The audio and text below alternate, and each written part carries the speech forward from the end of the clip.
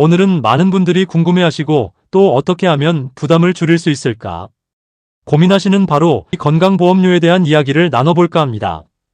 특히 시니어 여러분께 도움이 될 만한 꿀팁들을 꽉꽉 채워왔으니 오늘 영상 끝까지 시청해 주시면 분명 큰 도움이 되실 겁니다. 건강보험료 매달 내는 고정 지출이라 어쩔 수 없지 하고 생각하시는 분들도 많으실 텐데요. 하지만 건강보험료도 아는 만큼 합법적으로 줄일 수 있는 방법들이 있습니다.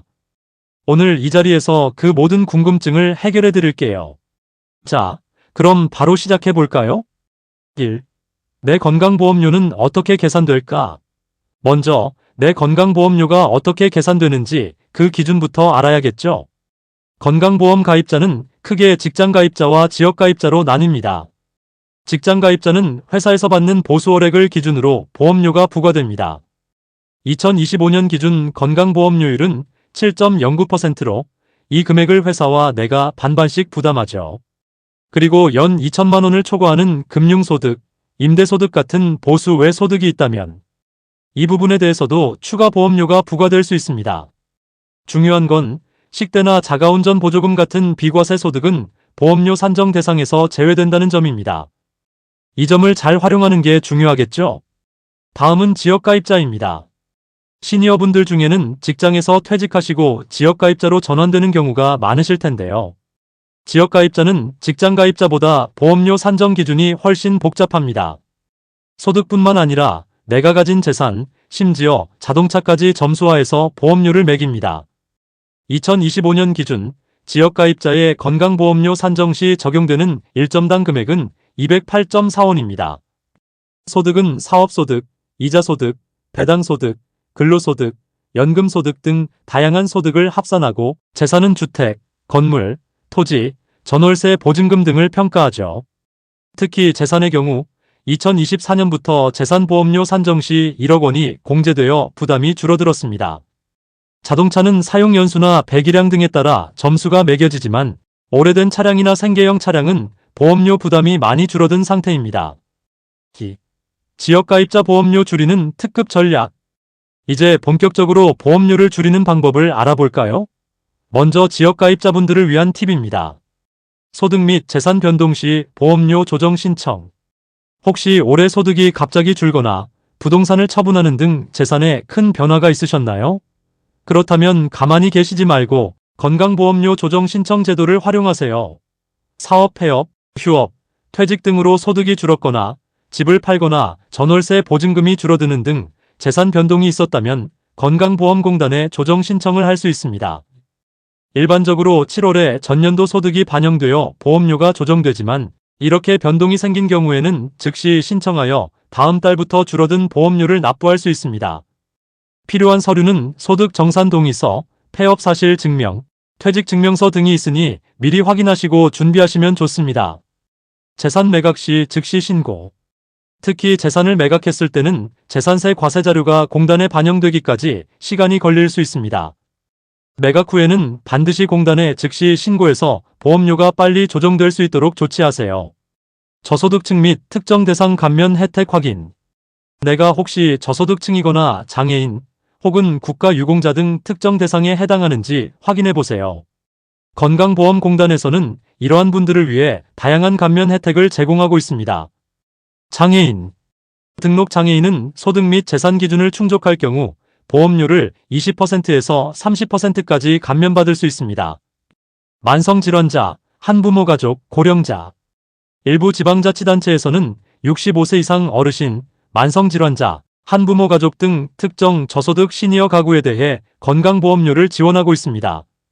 매월 일정액 미만의 보험료를 납부하는 경우 지원 대상이 되므로 거주하시는 지자체, 동사무소, 구청 등에 문의해 보시는 것이 가장 정확합니다. 내가 살고 있는 지역의 복지 정책을 꼭 확인해 보세요. 3. 직장가입자 보험료 줄이는 특급 전략. 직장가입자분들도 보험료를 줄일 수 있는 방법이 있습니다. 비과세 소득 항목 적극 활용. 앞서 말씀드렸듯이 비과세 소득은 건강보험료 산정 대상에서 제외됩니다. 식대월 20만원까지, 자가운전 보조금, 육아수당월 10만원까지, 그리고 생산직 근로자의 연장 근로수당, 연 240만원까지 등이 대표적인 비과세 소득인데요. 회사 급여 담당자와 상담하여 이러한 비과세 항목을 최대한 활용할 수 있는지 확인해 보세요. 합법적으로 세금도 줄이고 보험료도 줄이는 일석이조의 효과를 누릴 수 있습니다. 피부양자 등록 기준 및 절차. 만약 내가 직장에 다니고 있고 부모님이나 배우자가 직장에 가입되어 있지 않다면 피부양자 등록을 고려해 보세요. 피부양자로 등록되면 따로 건강보험료를 내지 않아도 됩니다. 다만 피부양자 등록에는 엄격한 기준이 있습니다. 소득 기준. 부양받으려는 가족의 연간 합산소득이 2천만 원 이하여야 합니다. 특히 사업소득이나 연금소득, 금융소득이 있는 경우 이 기준을 넘지 않도록 주의해야 합니다. 재산 기준. 재산세 과세 표준이 9억 원 이하여야 합니다. 형제자매의 경우에는 재산 기준이 더 엄격하니 확인이 필요합니다. 부양 기준. 주로 직계존속, 직계비속, 배우자 등입니다. 피부양자 등록은 회사를 통해 신청하거나 직접 건강보험공단에 신청할 수 있습니다. 필요 서류를 꼼꼼히 챙겨서 신청하시면 됩니다. 4. 퇴직 시 시니어 맞춤 보험료 절감 팁. 이제 퇴직을 앞두셨거나 이미 퇴직하신 시니어분들을 위한 특별한 팁입니다. 임의계속가입제도 활용. 퇴직 후 지역가입자로 전환되면 직장 다닐 때보다 보험료가 갑자기 확 오르는 경우가 많습니다. 이럴 때 활용할 수 있는 것이 바로 임의계속가입제도입니다. 이 제도를 신청하면 퇴직 전 직장가입자로서 납부하던 마지막 12개월 평균 보험료 수준으로 최대 3년간 건강보험료를 납부할 수 있습니다. 신청 자격. 퇴직 전 1년 이상 직장가입자 자격을 유지했어야 합니다. 신청 기간. 퇴직 후 지역가입자 보험료 고지서를 받은 날로부터 2개월 이내에 신청해야 합니다.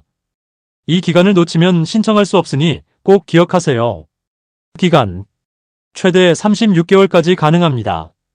만약 지역가입자로 전환된 보험료가 임의계속가입 보험료보다 낮다면 당연히 지역가입자 보험료를 내는 것이 유리하겠죠. 상황에 맞춰 유불리를 따져보시는 것이 중요합니다. 사업소득 신고 시 유의사항, 프리랜서, 자영업 시니어. 퇴직 후 프리랜서나 소규모 사업을 하시는 시니어분들이 많으실 텐데요.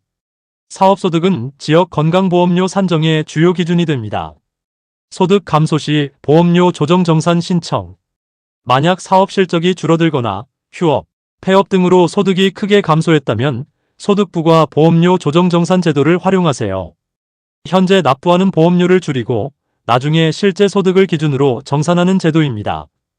이 제도를 통해 갑작스러운 보험료 폭탄을 피할 수 있습니다. 불필요한 소득 발생 자제.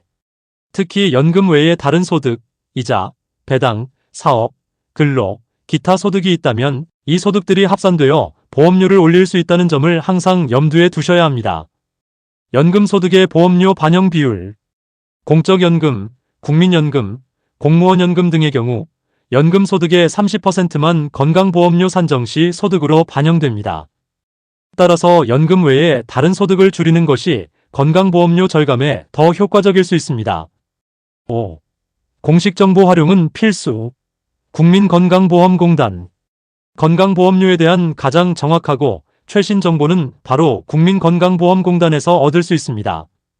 건강보험료 모의 계산기 활용. 국민건강보험공단 홈페이지에 접속하시면 모의 계산기를 활용해 내 건강보험료를 미리 계산해 볼 수 있습니다.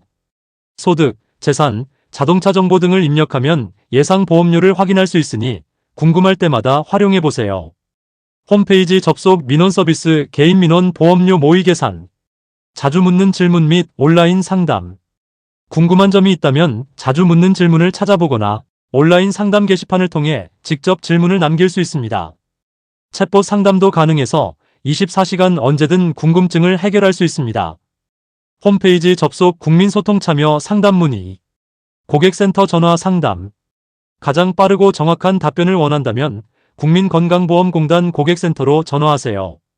전문가와 직접 상담하며 내 상황에 맞는 맞춤형 정보를 얻을 수 있습니다. 해외 거주 시에는 이 번호로 전화하시면 됩니다. 6. 이것만은 조심하세요. 절감 시 유의사항.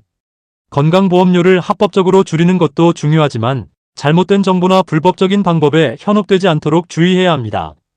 소득 축소 신고는 절대 금물. 건강보험료를 줄이기 위해 소득을 실제보다 적게 신고하는 것은 명백한 불법입니다. 나중에 적발될 경우 미납보험료는 물론 가산세와 벌금까지 물어야 할 수 있습니다. 절대 시도해서는 안 됩니다. 위장 취업 등 불법적인 피부양자 등록. 실제로 부양가족이 아니거나 소득 기준을 초과함에도 불구하고 허위로 피부양자로 등록하는 것 또한 불법입니다. 적발 시 불이익이 매우 큽니다.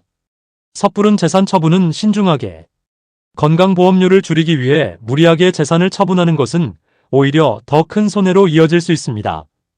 재산 처분 전에는 반드시 전문가와 상담하여 전체적인 재산 계획을 세우는 것이 중요합니다. 법인 전환 신중론. 사업 규모가 커져서 직장 가입자로 전환하기 위해 법인을 설립하는 경우가 있습니다. 이는 합법적인 절세 방법이 될 수 있지만 법인 운영에는 추가적인 세금과 행정 비용이 발생하므로 신중하게 고려하고 전문가와 상담 후 결정해야 합니다. 자, 여러분, 오늘은 건강보험료를 합법적으로 줄일 수 있는 다양한 방법들을 알아봤습니다. 어떠셨나요? 생각보다 많은 방법들이 있었죠? 핵심은 내 상황에 맞는 기준을 정확히 이해하고 변동 사항이 있을 때마다 적극적으로 건강보험공단에 문의하고 신청하는 것입니다. 건강보험료는 우리 모두의 건강을 지키는 소중한 재원입니다. 현명하게 관리해서 불필요한 부담은 줄이고 건강한 노후를 위한 재정 계획을 잘 세우시기 바랍니다. 오늘 영상이 도움이 되셨다면 구독과 좋아요 잊지 마시고요. 다음에도 더 유익한 정보로 찾아뵙겠습니다.